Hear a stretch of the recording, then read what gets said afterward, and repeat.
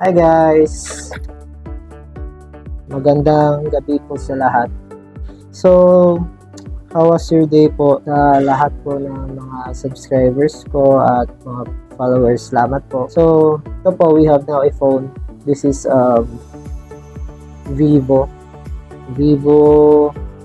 Kalimutan ko kung ano yung model na ito. I just put it on the video lang kung ano ang model nito.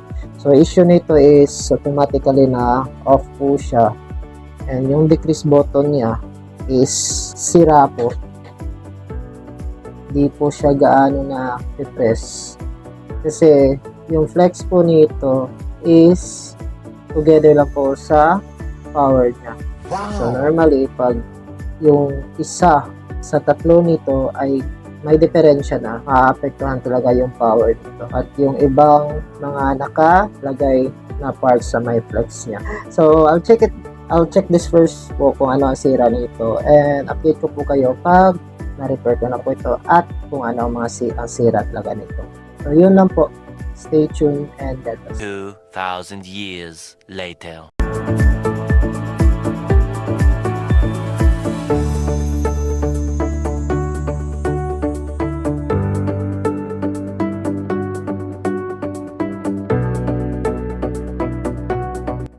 Hi guys, good evening. This is the latest update. So ito na po siya.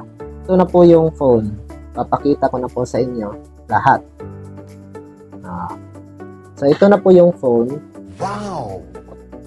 So ano po bang nangyari dito?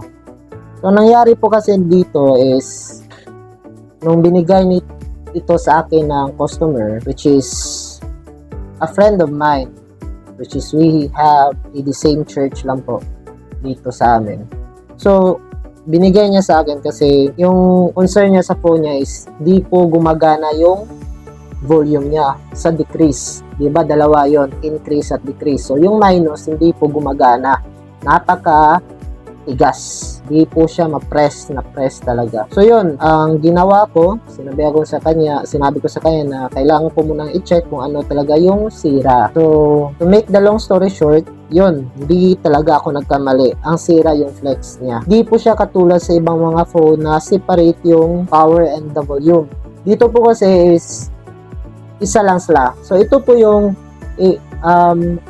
original. Ewan ko po kung nakikita ninyo. Basta maliit lang po kasi siya eh. So yan po. So pag may isa lang po na parts nito na di na maganda yung takbo, so for sure, as the days goes by, maapektuhan rin po yung mga ibang parts na nandito sa flex na to. So, yun ang nangyari. Yung phone niya, di na gumagana yung decrease button or minus button, and nag-turn on and off na siya. Kasi, isa lang yun eh. Isa lang yung power on niya, yung volume niya. Nasa isang flex lang. Yun, binilhan natin. By the grace of God, dumating na po ngayon, and ito na po, magagamit na ng customer natin. Yung decrease, ito po yung decrease button. Kung nakikita ninyo, nagde-decrease na po siya. Then increase. Yon. Then tapos sa power on niya, yon. Okay na po siya. Working na po siya. So, salamat sa pagtiwala and sa pagtangkilik. Tangkilig rather, hindi tangkilid.